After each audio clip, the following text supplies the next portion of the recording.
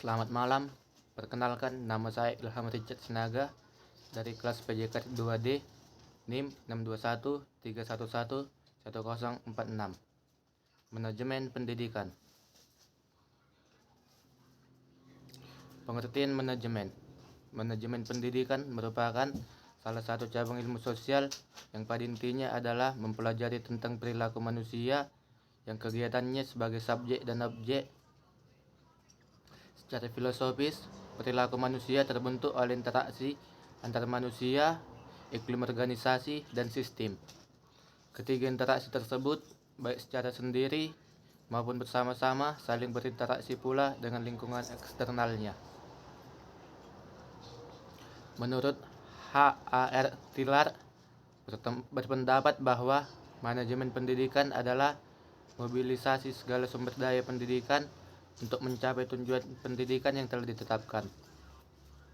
Menurut Jaman Satori, memberikan pengertian manajemen pendidikan sebagai keseluruhan proses kerjasama dengan memanfaatkan semua sumber personil dan materi yang tersedia dan sesuai untuk mencapai tujuan pendidikan yang telah ditetapkan secara efektif dan efisien. Menurut Sulistyorini, manajemen pendidikan adalah suatu kegiatan atau rangkaian kegiatan yang berupa proses pengelolaan usaha kerjasama yang tergabung dalam organisasi pendidikan untuk mencapai tujuan pendidikan yang telah ditetapkan sebelumnya agar lebih efektif dan efisien. Objek atau sumber daya yang menjadi kajian dalam manajemen pendidikan ada 7, yaitu Man atau manusia adalah unsur terpenting yang perlu dikelola dalam manajemen pendidikan.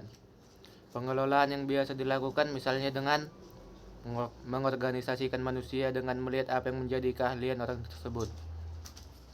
Berikutnya Money atau uang dimaksudkan untuk mengelola pendanaan atau pembiayaan secara efisien sehingga tidak terjadi pemborosan dalam suatu lembaga pendidikan. Ketiga, materials atau bahan materi merupakan aspek yang tidak kalah penting dalam manajemen pendidikan. Melalui pengelolaan material, maka bisa terbentuk kurikulum yang berisi panduan dasar untuk mentransfer ilmu dari guru ke siswa. Keempat, metode. Pengelolaan metode juga harus dilakukan dengan baik. Metode yang digunakan untuk mengajar guru di sekolah satu dengan guru di sekolah lain tidak sama karena tergantung pada kesiapan siswa yang diajar. Kelima, mesin. Pengelolaan mesin bertujuan untuk dapat mengelola mesin yang digunakan untuk mendukung proses belajar mengajar supaya dapat digunakan sebaik mungkin dan tidak cepat mengalami kerusakan. Untuk orang yang mengelola mesin biasanya harus orang yang benar-benar tahu cara merawat mesin dengan baik. Berikutnya, market atau pasar adalah salah satu kunci yang menentukan sekolah atau lembaga pendidikan tersebut menjadi lembaga pendidikan yang besar atau kecil. Pasar yang dimaksud adalah masyarakat secara luas, sasaran yang dituju yang berniat menyekolahkan putra-putri mereka. Berikutnya, minutes atau waktu perlu dikelola dengan baik karena waktu belajar peserta didik di sekolah sangat terbatas sehingga perlu pengelolaan yang baik supaya waktu belajar mengajar menjadi lebih efisien. Tujuan manajemen pendidikan. Pertama, efisien dalam menggunakan sumber daya. Kedua, efektif dalam pencapaian tujuan. Ketiga, bermuara pada tujuan pendidikan. Keempat, mendukung kegiatan pendidikan dalam upaya mencapai tujuan pendidikan. Manfaat manajemen pendidikan.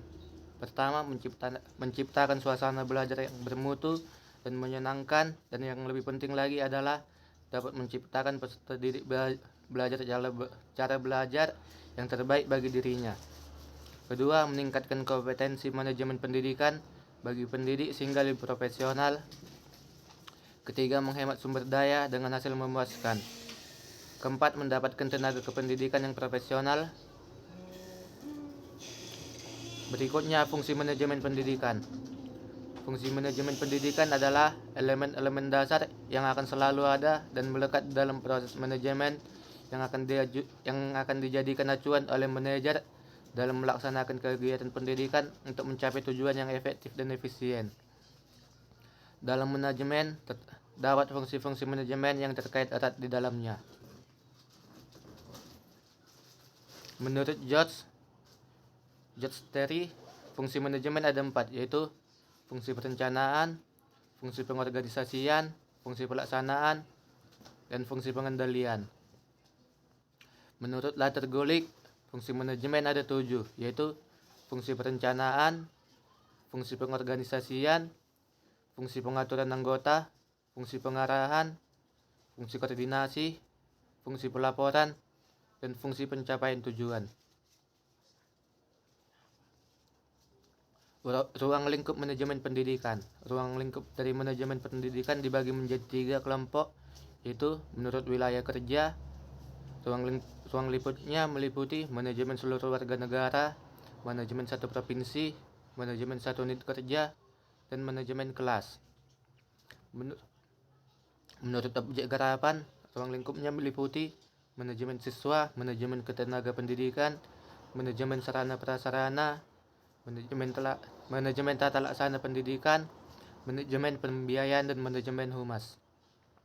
Menurut fungsi kegiatan, ruang lingkupnya meliputi merencanakan, mengorganisasikan, mengarahkan, mengkoordinasikan, mengkomunikasikan, mengawasi, atau mengevaluasi. Ada pula yang melihat ruang lingkup dari manajemen pendidikan berdasarkan substansi sebagai proses atau disebut fungsi administrasi, yaitu perencanaan. Perencanaan merupakan proses yang meliputi upaya yang dijalankan guna mengantisipasi adanya kecenderungan di masa yang akan datang. Berikutnya pengorganisasian. Pengorganisasian merupakan suatu proses yang meliputi bagaimana taktik strategi yang sudah dirumuskan pada tahap perencanaan yang digambarkan pada sebuah struktur organisasi yang tangguh, sesuai dan lingkungan yang kondusif. Berikutnya pelaksanaan atau motivasi kepemimpinan, pengambilan keputusan, komunikasi, dan koordinasi. Berikutnya pengarahan. Pengarahan adalah tahap di mana program diimplementasikan supaya bisa dilakukan oleh semua pihak dalam sebuah organisasi. Berikutnya pengawasan dan pengendalian. Pengendalian adalah proses yang dijalankan guna rangkaian aktivitas kegiatan yang sudah direncanakan. Sekian hasil dari presentasi saya ucapkan terima kasih.